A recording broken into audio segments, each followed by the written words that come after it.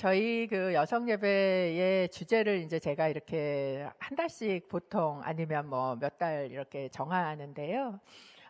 이번 주제는 지난 새일에 구국기도회를 사실 이제 하는 과정 중에 한 목사님께서 그 설교 중에 케네스 배 선교사님을 이야기를 하셨어요. 기억을 하시는지 모르겠는데, 그 선교사님은 관광객들을 이제 모아서 이렇게 북한에 들어가시면서 사역을 하시는 선교사님이셨는데, 하루 관광객을 데리고 이제 북한에 이렇게 들어가셨다 억류가 되신 거지요. 그리고 나오시지 못하고 거기에서 국가 전복 음모죄라는 죄명을 달고 교화소로 이제 가시게 됩니다.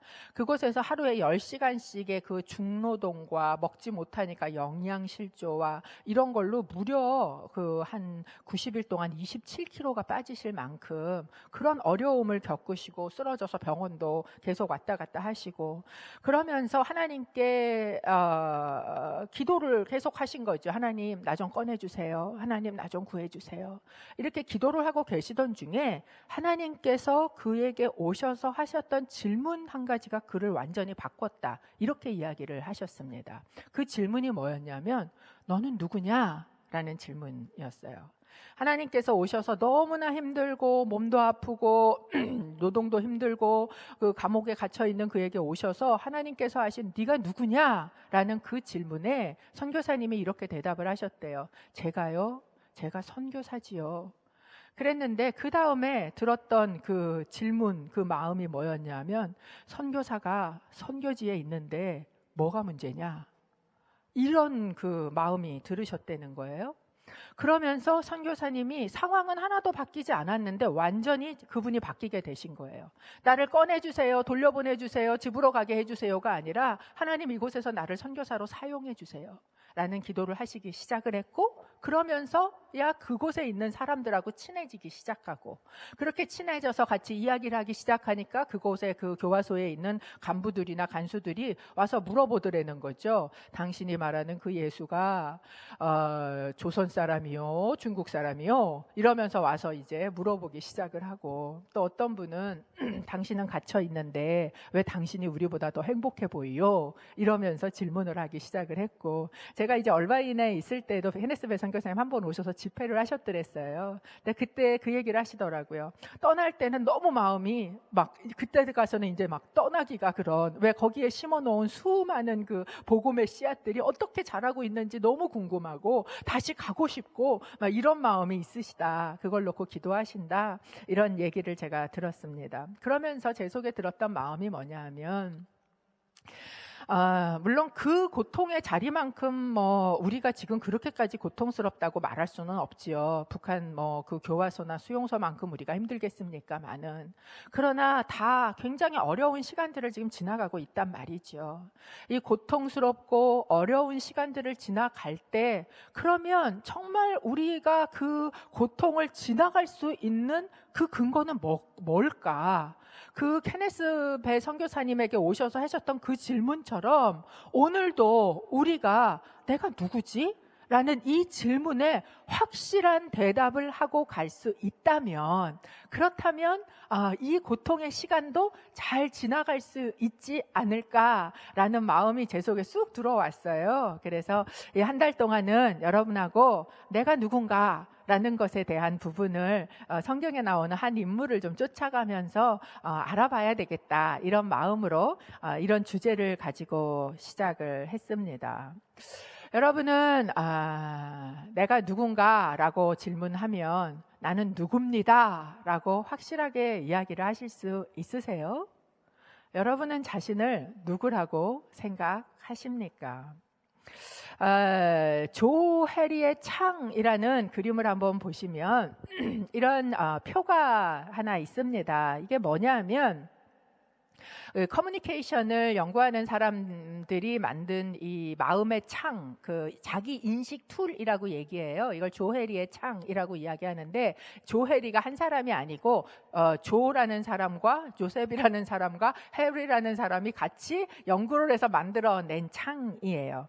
근데 여기에 보면 이제 각 영역이 이렇게 마음의 창이 있는 거죠. 그리고 이 마음의 창 중에 이제 위에 있는 그 부분은 다른 사람들이 아는 부분이에요. 밑에 있는 부분은 다른 사람들은 모르는 부분이에요. 왼쪽에 있는 부분은 내가 아는 부분이에요. 오른쪽에 있는 부분은 나는 모르는 부분이에요. 그래서 여기에서 이 4개의 창이 사람들에게 있는데 이 창이 어느 부분이 굉장히 주를 이루고 있는가라는 거에 따라서 그 사람의 그 커뮤니케이션 하는 거나 아니면 자기 인식이나 이런 것이 바뀐다라는 연구가 바로 이 조혜리의 창입니다. 여기에 보면 이 열린 창이 있어요. 열린 창은 나도 알고 남도 아는 부분이에요. 나라는 사람이 있는데 나라는 사람을 저 사람도 봐도 나를 알고 저 보면 김미정 목사 키가 크지 이게 덩치가 좀 있지 이렇게 하여간 보면 다 아는 나도 알고 남도 아는 그런 부분이 바로 이 열린 창에 해당을 합니다. 이쪽이 강한 사람을 개방형 사람이라고 이야기를 해요. 이 사람은 굉장히 외향적인 사람이에요. 그렇게 막 감추거나 이런 거 없이 잘 드러내고 얘기하고 남도 다 같이 알아요. 그리고 또 남도 잘 이해하고 나도 잘 이해하는 그런 성격의 사람입니다. 그래서 이쪽이 굉장히 커뮤니케이션을 잘하는 사람의 스타일이다. 그래서 이런 쪽으로 가야 된다. 이런 이야기를 하기도 합니다. 두 번째, 블라인드 에리아, 보이지 않는 창. 이 부분은요, 남들은 다 아는데 나만 몰라. 그런 나예요. 자아예요. 이쪽이 강한 사람은 어떤 스타일이냐면 자기 주장형의 사람입니다. 굉장히 이렇게 막 솔직한 것 같고 시원시원한 것 같고 막 나가서 막 이렇게 하는데 정작 자기 자신에 대한 성찰은 할 줄 모르는, 그래서 가끔 보면 딴 사람의 이야기는 잘 듣지도 않고 그리고 자기가 생각하는 것만 옳다고 막 밀어붙이면서 끌고 가는 그런 스타일, 독단적인 사람을 이런 창이 큰 사람이라고 이야기를 합니다. 세 번째 영역은 숨겨진 창이에요. 히든 에리어입니다. 이 부분은 나는 아는데 다른 사람들은 모르는 영역이 많은 거지요. 이 사람들을 신중형이라고 이야기를 합니다. 이런 사람은 자기 얘기 잘 안 해요. 그냥 어딜 가면 가만히 남이 얘기하는 걸 잘 듣고 있는 것처럼 보이는 사람입니다. 그래서 크레 물린 형이다 라고도 이야기를 합니다. 사람들이 그 사람에 대해서 아는 것 같은데 잘 몰라 이러는 사람이죠. 그 사람 조용한 사람이지 라고 이야기를 해요. 근데 이런 사람은 그 속으로는 굉장히 많은 생각을 하고 있고 그리고 그 속에 굉장히 많은 계산이 돌아가고 있는 사람입니다. 그래서 이런 사람의 특징은 뭐냐면 속으로는 굉장히 많은 걸 판단하고 생각하고 있으면서 또 한편으로는 사람들이 이런 것까지 알면 날 안 좋아할지 몰라 라고 생각을 할 수 있는 유형의 사람이 바로 이런 사람입니다. 네 번째가 바로 미지의 창, unknown area라는 이 부분인데, 이 부분에 대해서는 이런 사람은 아주 고립형이고 소극적이고 심지어 사회 부적응하는 사람들이 속한다 이렇게 이야기를 하고 있어요. 저는 이 인간관계의 자기 인식에 대한 강의를 여러분하고 하려는 게 아니고 바로 이것을 보여주고 있는 것이 무엇인가 라는 거예요. 이것은 내가 생각하고 있는 내가 누구이든지 간에 아니면 다른 사람이 나를 생각하고 있는 내가 누구이든지 간에 그게 나의 전부는 아니다라는 것이에요. 내가 아는 부분도 내 반 정도밖에 안 되고 남이 아는 부분도 반 정도밖에 되지 않지 않습니까? 그러니까 이 부분이 생각보다 그렇게 내가 모든 나의 것을 안다라고 말할 수 없다라는 거예요. 그 중에 특히 제 눈을 끌었던 건 바로 미지의 창이었습니다. unknown area. 나도 모르는 영역이고 남도 모르는 영역이에요. 도대체 이런 영역이 우리 안에 있다면, 그렇다면 우리는 나를 어떻게 아냔 말이에요. 우리가 나를 온전히 다 안다라는 것은 불가능하지 않습니까? 나도 모르고 남한테 물어봐도 나를 모르는데, 그런데 어떻게 우리가 그것을 알게 되냔 말이죠. 그런데 여러분, 우리의 믿음이라는 거, 우리의 신앙이라는 건 무엇입니까? 나도 모르고 남도 모르는 그 나를 아시는 분이 계시다라는 게 믿음이잖아요. 아시는 정도가 아니라 나도 모르고 남도 모르는 그 나를 만드신 분이 계시다라는 것을 믿는 믿음이 우리의 믿음이지 않습니까? 그러니까 내가 나를 정말 알기 위해서는 하나님을 통해서만 온전한 나를, 전 인격적인 나를 다 알 수 있구나라는 것을 사실은 저는 저 표를 보면서 생각을 하게 되었습니다. 성경 속에서 이렇게 자기 자신을 찾아가기 위해서 막 씨름을 하고 살아냈던 대표적인 사람 한 사람을 꼽아라 라고 얘기하면 저는 단연코 야곱이 생각이 나더라고요. 이 야곱이라는 사람, 자기의 정체성을 찾기 위해서 아주 씨름을 하면서 그 삶을 살아가고 험악한 세월을 살았던 사람이 바로 이 야곱이라는 사람이고, 어쩌면 가장 그 성정이 그 아버지 이삭도 아니고 그 아들 요셉도 아니고 꼭 나 같은 성격을 가지고 있는 그 사람이 바로 야곱이지 않나라는 그런 생각이 성경에 보면 가장 친근하게 다가오는 사람일 수도 있습니다. 그래서 이 야곱의 일생을 통해서 우리는 이 한 달 동안에 도대체 우리는 어떻게 나를 알아가지? 나를 알면 우리는 어떻게 바뀌지? 나를 안다는 건 도대체 어떤 것이지? 라는 것을 이 한 달 동안 말씀을 통해서 좀 배워가려고 합니다. 그의 이름이 야곱이라고 이야기를 해요. 이게 바로 그의 정체성이었고 자기 인식이었습니다. 어디에서 이것이 나왔는가? 그의 탄생에서부터 나왔어요. 창세기 25장 21절에서 22절을 보면 이 야곱의 탄생에 대한 오늘 본문의 말씀이 나와 있습니다. 21절, 22절.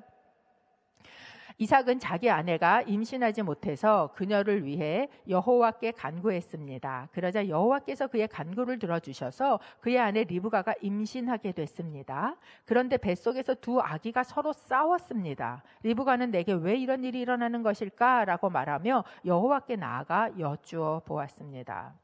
이삭이 리브가와 결혼한 게 40세입니다. 그리고 이 애들을 낳은 때가 60세예요. 그러니까 무려 19년, 20년 동안을 리브가는 불임의 그 시간을 겪고 있었고, 그리고 열심히 기도했고, 그 기도의 결과 이제 임신을 하게 됐다는 거죠.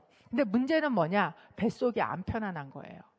이 뱃속에서 아기가 막 움직이는데 그냥 태동 정도가 아니라 여기에 보면 뭐라고 얘기하냐면 싸웠다라고 이야기를 해요. 근데 이 싸웠다라는 단어가 어떤 단어냐 하면 막 이렇게 부셔뜨리다, 막 눌러서 으깨버리다, 왜 이렇게 막 감자 으깨듯이 으깨버리다라는 그런 아주 강한 단어예요. 그러니까 너무나 죽겠으니까 초음파가 있기를 해요. 뭐 그걸 내가 나봤으니 알기를 해요, 리브가가. 그러니까 이게 너무 죽겠으니까 이제 그걸 가지고 하나님 앞에 나아가서 기도했다라는 것이죠. 여러분, 사실 어머니의 자궁은 어떤 곳이에요? 이 세상에 어디에도 없는 가장 평안하고 가장 조용하고 가장 안전한 곳 아닙니까? 그런데 그곳에서 내가 생기자 말자 그 작은 세상을 누군가하고 같이 살아내야 되는 경쟁 상대를 만난 게 바로 이 두 사람, 이 야곱이었다라는 거예요. 그러니까 이 둘은 이 험악한 세상에 나오기도 전부터 그 안전해야 할 뱃속에서 뭐하고 사는 거예요? 경쟁하고 싸우고 살았다라는 것을 보여줍니다. 그리고 드디어는 이 세상으로 나오게 되었지요. 25장 25절에서 26절 말씀이에요. 먼저 나온 아들은 빨갛고 온몸이 털옷과 같아서 그 이름을 에서라고 했습니다. 그 다음에 그의 동생이 나왔는데 손으로 에서의 발 뒤꿈치를 잡고 있었습니다. 그래서 그의 이름을 야곱이라고 했습니다. 그들을 낳았을 때 이삭은 60세였습니다. 이제 드디어 10달이 차서 아기를 낳게 됐는데 아기를 낳으면서 보니까 진짜 아기가 쌍둥이인 거예요. 하나님께서 들려주신 이야기대로. 아마 쌍둥이라고 얘기했을 때 리브가는 의아했을지 모릅니다. 그 아버지 이삭도 그 할아버지 아브라함도 다 쌍둥이가 없는데 도대체 왜 쌍둥이라고 이 안에 둘이 있다는 소리가 뭐냐, 이런 생각을 했을지 모르겠어요. 그리고 이제 큰애가 먼저 나오는데 이 아이가 발그스름하고 그리고 털이 막 이렇게 한뜩 이렇게 있는 그런 아이여서 그의 이름을 에서라고 했다라고 이야기를 합니다. 이 에서가 털이 많다라는 뜻인데 이 원어가 다른 데서는 어떻게 이게 나와 있냐면 이게 원어가 아싸라는 그 원어에서 유래된 단어인데 거칠다, 아니면 억압하다 뭐 이런 그런 뜻이 그 안에 있어요. 그러니까 그 이름대로 사실 그의 성격이 굉장히 거칠고 남성적인 모습으로 된 것이 바로 에서이지요. 그리고 이제 둘째가 나오는데 저는 뭐 쌍둥이를 낳지 않았지만 보통은 쌍둥이라도 나오는데 시간 텀이 좀 있다고 합니다. 또 뭐 길게는 몇 시간까지 하루까지도 걸린다고 하는데 특이하게 이 아기는요 큰 애가 나오는데 그 큰 형의 뒤꿈치를 움켜쥐고 같이 쫓아 나왔다라는 거. 보통 아기가 나오고 나면 태반이 나오고 뭐 이런 거 하고 또 그 다음에 나오고 이런 게 있어야 되는데 그냥 무조건 부여잡고 쫓아 나왔기 때문에 그의 이름을 야곱이라고 이야기를 했다고 합니다. 이 야곱이라는 이름의 뜻이 뒤를 바짝 쫓아가다 아니면 뒤꿈치를 잡다 라는 뜻의 이름이에요. 그래서 이 야곱, 뒤꿈치를 움켜쥔 자라는 이름을 가지게 되었어요. 근데 이제 이 이름이 나중에 어떻게도 또 쓰여졌냐 하면 우리말에 왜 누가 나를 속이거나 사기를 치거나 뭐 이러면 뒤통수 맞았다 뭐 이렇게 얘기하지 않습니까? 그래서 이제 뒤에서 잡는다라는 소리 때문에 속이는 자라는 그런 별명같이 에서가 나중에 얘기를 하는 그런 이름도 가지게 되었지요. 그리고 이 이름은 야곱이 가지고 살아가야 하는 정체성이 되었을 것입니다. 사람들이 계속 그를 부르는 거예요. 야곱아, 움켜쥐는 자야 라고 이렇게 불렀다라는 거예요. 생각해보면 그 어린 뱃속에서 나오는 아기가 왜 형의 발뒤꿈치를 움켜쥐고 나왔을까? 막 싸우다가 움켜쥐고 나왔나? 근데 뭐 당시에는 사실 이 장자가요 모든 권한과 그리고 그 소유권 그런 것을 다 가집니다. 그러니까 어쩌면 뭐 모르겠어요. 뱃속의 아기가 뭘 그런 걸 알겠어요. 당시 문화가 어떤지를 알겠어요만은 이 본능적으로 그 몇 초 차이로 내가 장자가 안 되고 둘째가 되는 게 억울해서 붙잡고 나왔는지 아마 야곱이라는 사람은 이렇게 본능적으로 이렇게 움켜쥐어야지 살아가는 그런 스타일의 사람이지 않았을까 싶습니다. 근데 이제 이 야곱이 나와서 자라는데 어떤 스타일로 자랍니까? 아주 조용하고 아주 유약한 그런 아이로 자라갑니다. 아까 우리가 조혜리의 창에서 본 것처럼 히든 영역, 숨겨진 창이 많은 그런 아이의 스타일로 자란 거지요. 이런 사람은 말이 많지 않지만 아까 말한 것처럼 속으로는 굉장히 계산적인 그런 스타일일 수 있다라고 말씀을 드렸고, 그리고 경쟁의식이 그 안에 이렇게 그 뱃속에서 막 싸웠던 거 보면 경쟁의식이 그 안에 있고, 그런데 아무리 싸워도 이길 수 없는 그 형 에서라는 그 사람과의 비교 의식을 계속하면서 가지고 있는 열등감이 그 안에 자리 잡고 있었다라는 거죠. 그러면서 아까 말한 것처럼 사람들이 내 속을 다 알면 날 사랑하지 않을지 몰라, 날 떠날지 몰라, 이런 생각을 하고 살았을 겁니다. 에서가 그 이름처럼 아주 용감하게 나가서 사냥을 척척 해가지고 들어와가지고 막 그 짐승 들고 와서 아버지가 너무 기뻐하면서 칭찬하면서 인정하는 그런 것을 바라보면, 그렇게 형한테 해주는 얼마에 또 나를 해주지 않는 그 아버지의 칭찬과 인정에 목마른 그런 아이로 아마 야곱은 자랐을 겁니다. 그러니까 아버지 야곱이 형을 쳐다보는 눈초리와 자기를 쳐다보는 눈초리가 확연히 다르고, 그러다 보니까 자꾸자꾸 엄마 치마폭으로 들어가게 되고, 또 엄마들은 그렇잖아요. 뭔가 약하고 아버지가 싫어하는 애면 왠지 그 편에 내가 서야 될 것 같은, 그러니까 리브가가 더 그 옆에 가서, 오늘 새벽에 이상준 목사님도 설교 때 이 얘기를 하셨지만 걔를 더 끼고 돌게 되는, 자꾸 뭐라 그러니까 더 끼고 돌게 되는 그런 상황이 되었을 것입니다. 보통 이게 잘 나가는 아주 잘난 형제를 둔 다른 형제인 경우에 이런 일들을 많이 겪고 그리고 살게 되지 않습니까? 그러니까 끊임없이 그 잘난 형과 비교당하고 살아온 이 야곱은 어떻게 해서든지 거기에서 이기고 싶은 마음이 그 안에 있었던 거지요. 그러니까 발생한 사건이 팥죽 사건하고 축복 사기 사건, 이 두 사건을 이제 이 야곱이 치르게 되는 겁니다. 팥죽 사건이 뭐예요? 형 에서를 잘 알아요. 말은 안 하지만 속으로 보고 판단은 다 하고 있고 계산은 다 하고 있거든요. 에서 단순 무식하지, 배고프면 눈에 보이는 거 없지, 그거 다 알고 그때를 착 맞춰가지고 갔다가 팥죽을 딱 쏘가지고 형한테서 장자권을 사고 싶었던 거예요. 근데 여러분 한번 생각해 보세요. 장자권이라는 게 판다고 팔립니까? 제가 제 동생한테 나 이제 언니 안 하고 동생 할게, 네가 언니 해라 그런다고 이게 바뀌어요? 안 바뀌잖아요. 그런데 지금 야곱이 이걸 하고 있는 건 뭐예요? 그렇게 해서라도 내가 먼저가 되고 싶은 거예요. 그렇게 해서라도 최고가 되고 싶은 거예요. 그렇게 해서라도 1등에 올라가고 싶은 거예요. 어쩌면 그런 마음이 우리 안에도 있지 않습니까? 저는 요새 나오고 있는 그 수많은 그 막장 드라마의 사람들이 지난번에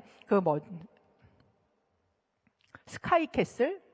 네, 어떻게든지 내 자식이 그 1등이 돼야 되겠다는, 그게 어떤 거든, 그 또 비슷한 드라마가 요새 해가지고 또 그것도 되게 인기를 끌었다 그러는 그런 드라마들에서 나오는 모습이 다 뭐예요? 수단과 방법은 어떻든지 간에 내가 내 1등을, 최고를 움켜쥐었으면 좋겠어. 내 자식이 그렇게 했으면 좋겠어. 라는 그 경쟁에서 이겼으면 좋겠어 라는 것이 우리 안에 있다는 거죠. 그게 극대화된 사건이 뭐예요? 축복, 사기 사건이에요. 누구? 아버지를 대상으로 했던. 절대 형을 어떻게 해도 이길 수 없는 거죠. 그러니까 어떻게 해요? 형을 흉내내서라도, 형이라고 사기를 쳐서라도 그 아버지의 인정과 그 아버지의 축복을 받고 싶었던 거예요. 장자니까 저렇게 예뻐하나? 내가 장자가 되면, 그런 척이라도 하면, 그렇게 속이면 나한테 그렇게 좀 해줄까? 그러니까 야곱은 평생 어떤 사람으로 살았는가?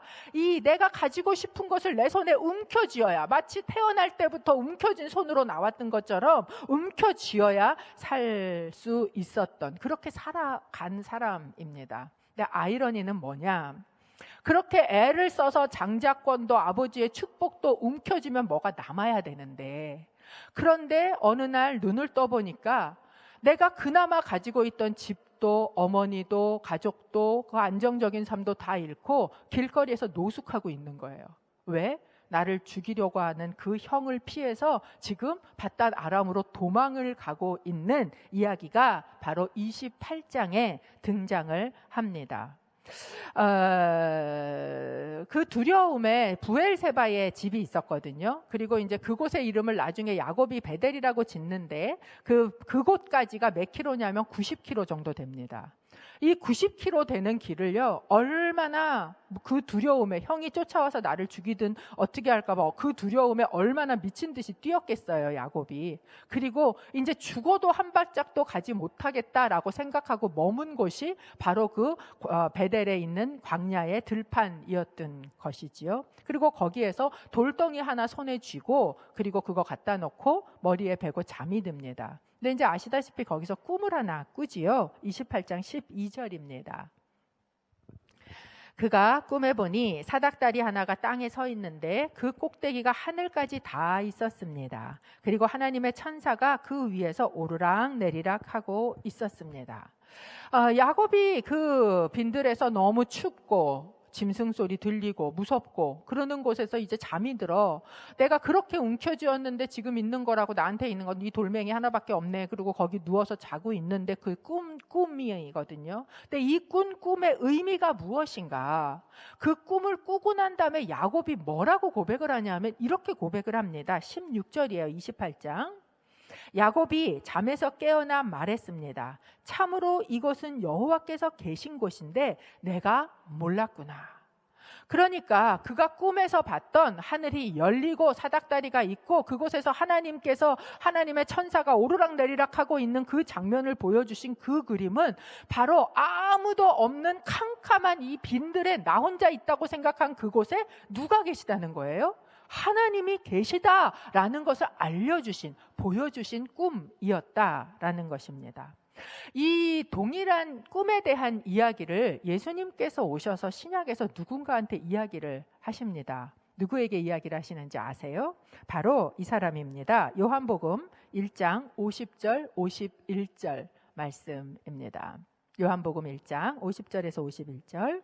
예수께서 그에게 말씀하셨습니다. 내가 무화과 나무 아래에 있던 너를 보았다고 해서 믿느냐? 이제 그보다 더 큰 일도 보게 될 것이다. 그리고 예수께서 덧붙여 말씀하셨습니다. 내가 진실로 진실로 너희에게 말한다. 너희는 하늘이 열리고 하나님의 천사들이 인자 위에서 오르락 내리락 하는 것을 보게 될 것이다.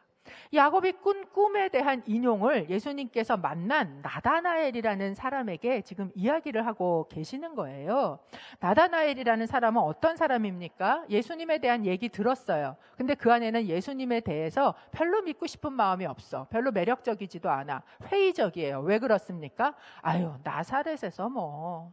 이게 마치 어떤 사람 같으냐 하면, 예수 믿어보세요. 우리가 이제 복음도 전하고 이러는데, 신앙, 교회, 아유, 뭐 거기 뭐 그렇게 선한 게 있겠어? 거기 간다고 이 문제에 무슨 해결책이 있겠어? 라고 이야기하는 그런 사람의 모습이 바로 이 나다나엘입니다. 그런데 그런 그에게 예수님께서 뭐라고 얘기하시냐면, 너는 그 속에 간사한 게 없구나. 그러니까 이제 이 나다나엘이 좀 코웃음을 치는 거죠. 당신이 날 언제 안다고? 날 알아? 라고 이야기를 하는 거예요. 그러니까 그때 예수님께서 네가 무화과 나무 아래에 있을 때 내가 너를 보았어 라고 이야기를 하십니다. 저는 이 본문을 읽을 때마다요, 언제나 너무너무 궁금해요. 무화과 나무 아래서 무슨 일이 있었을까? 제가 하늘나라 가면 나다나엘 만나서 붙잡고 한번 물어보고 싶은, 제가 이제 이 리스트가 있어요. 천국 가면 만나서 붙잡고 물어봐야지라는 리스트 중에 하나가 바로 무화과 나무 아래에서 무슨 일이 있었는가입니다. 성경에는 그 설명은 없어요. 그런데 놀라운 건 이 얘기를 듣자마자 나다나엘의 태도가 확 바뀐다는 거예요. 그렇게 뒷짐지고 코웃음치고 비아냥거리던 그 나다나엘의 태도가 갑자기 바뀌면서 당신은 하나님의 아들이군요, 왕이시군요 라고 이야기를 한다라는 거예요. 그런데 그렇게 얘기하는 나다나엘에게 뭐라고 얘기하냐면, 너는 그게 그렇게 큰 일이냐? 그거보다 더 큰 일을 볼 건데, 그 일이 바로 이 하늘이 열리고 하늘에서 사다리를 통해 그 하나님의 임재가 오르락 내리락 하는 걸 너는 보게 될 것이야 라고 이야기를 하고 계셨다는 거죠. 무슨 이야기였을까? 여러분, 무화과 나무 아래라는 곳은 어떤 일이 있었는지, 그가 무슨 말을 하고 있었는지, 어떤 상황이었는지 우리는 알 수 없지만, 그 영역은요, 분명히 아까 조회리의 창에서 얘기한 것처럼 숨겨진 창이었을 거예요. 나만 알고 남들은 알지 못할 바로 그 영역이 이 무화과 나무 아래의 영역이에요.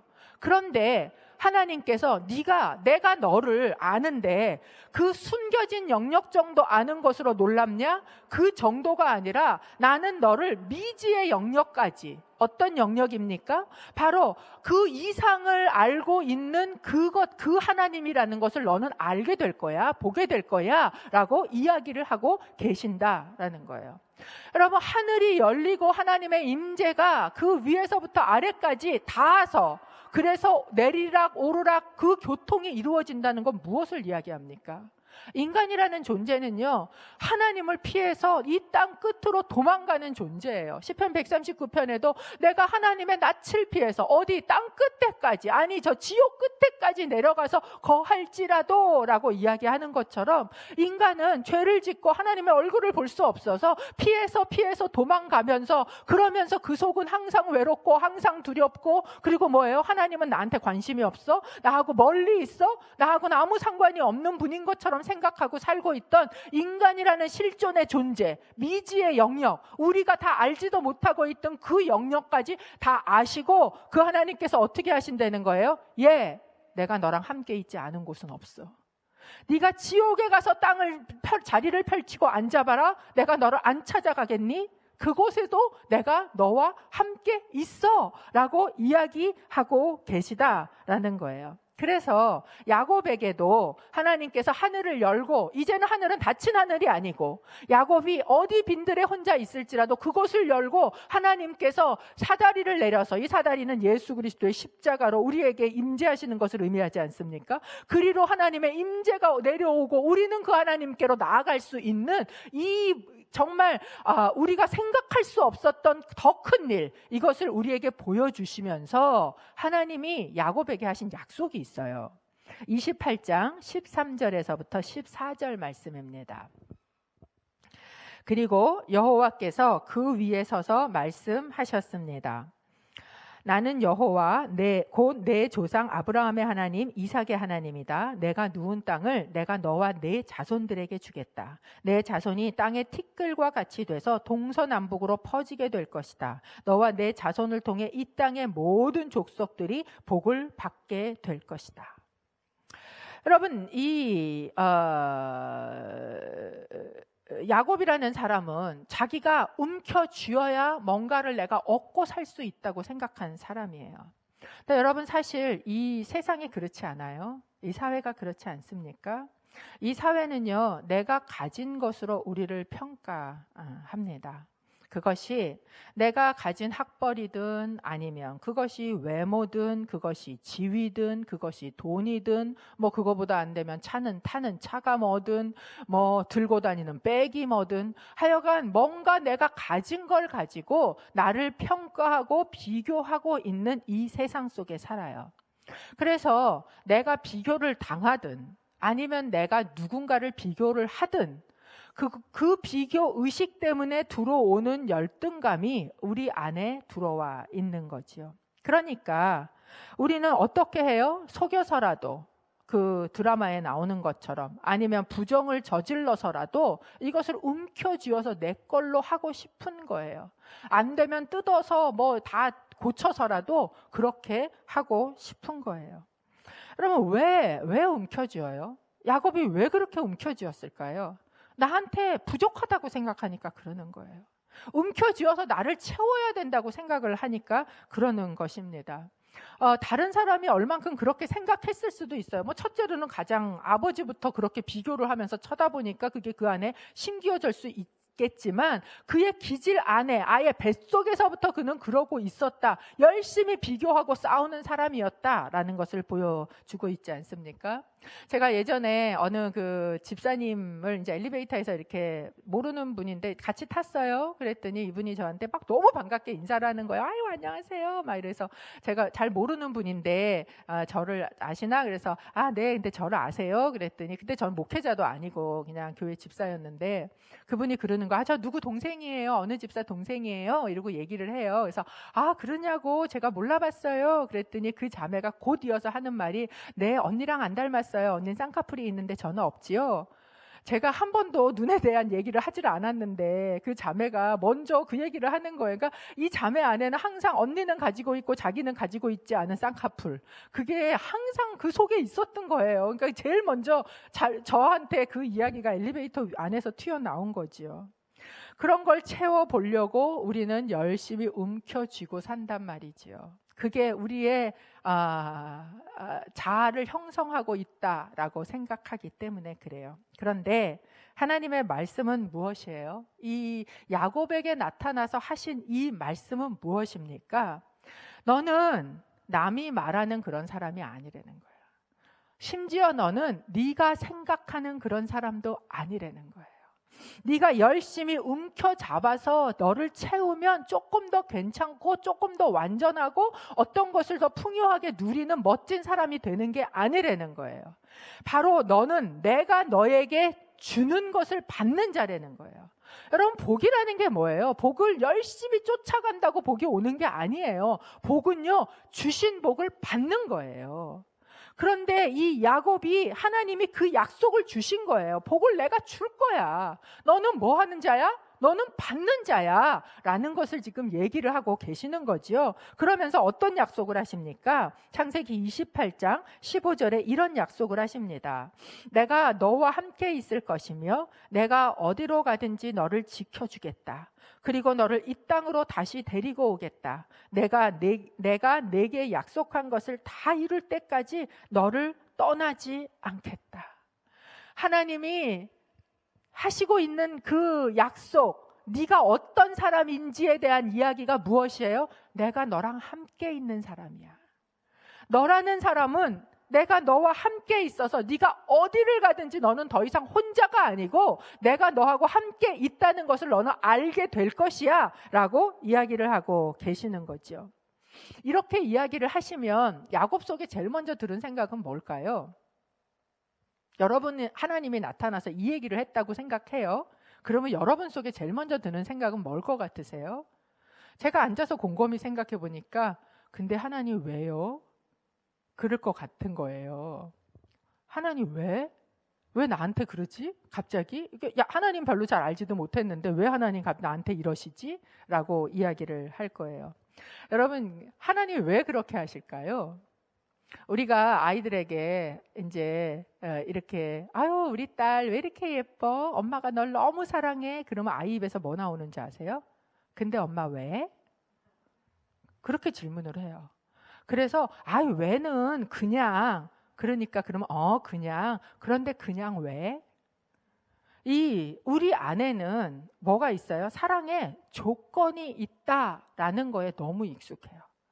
사랑에 자격이 있어라는 거가 우리 안에 들어와 있어요. 야곱 안에 그게 너무 뿌리 깊게 있었던 거예요.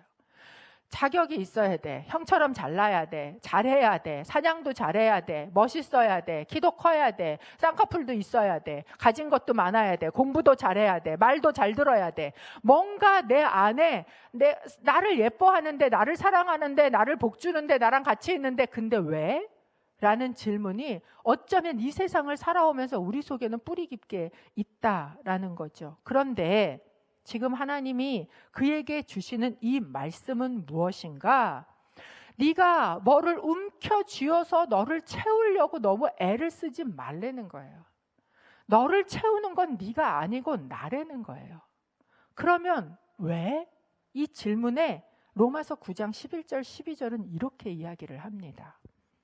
읽어보겠습니다. 이 자식들이 아직 태어나지도 않고 또 어떤 선이나 악을 행하기도 전에 택하심을 따라 되는 하나님의 뜻이 행위로 인하지 않고 오직 부르시는 분으로 인해 서게 하시려고 리브가에게 말씀하시기를 큰 자가 어린 자를 섬길 것이다 라고 하셨습니다.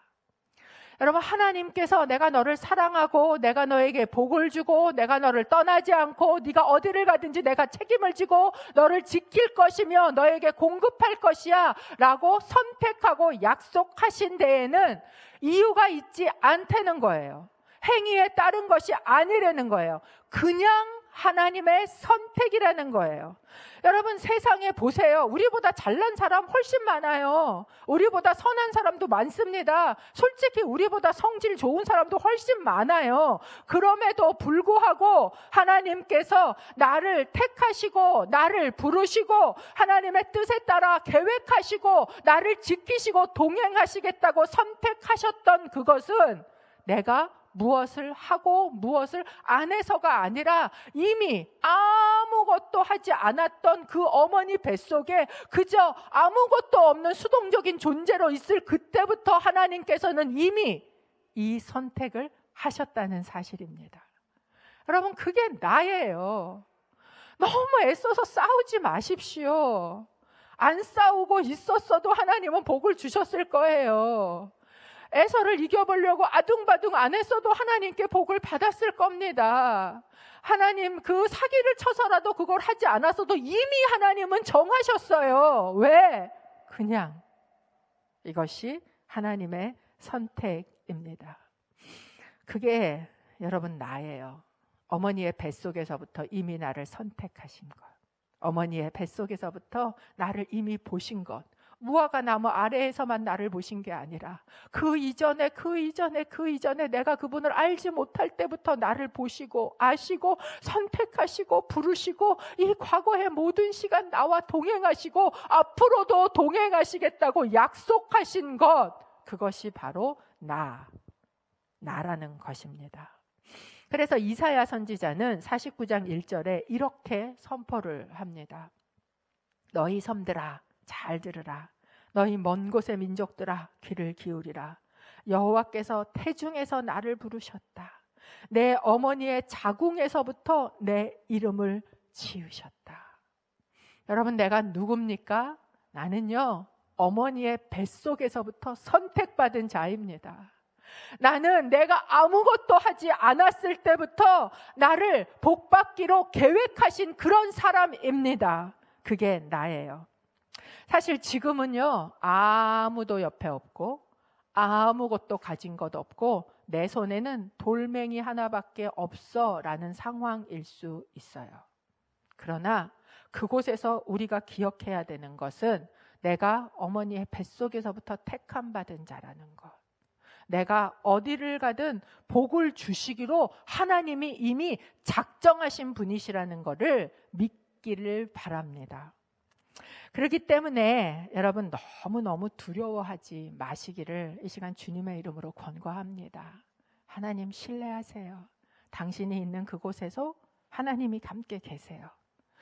너무 힘들어서 무화과 나무 아래에 있는 것처럼 하나님 나 안 보고 있지요. 아무도 나는 돌아보지 않아요 라고 생각하는 그 자리에서도, 심지어 그 북한에 다 잊혀진 것 같은 그 수용소에, 그 구치소에 앉아 있어도 주님께서는 보고 계시고 알고 계시고 그곳에서 사다리를 펴서, 예수 그리스도라는 사다리를 펴서 우리에게 임재하시고 약속하신다는 거예요. 내가 함께 하겠다.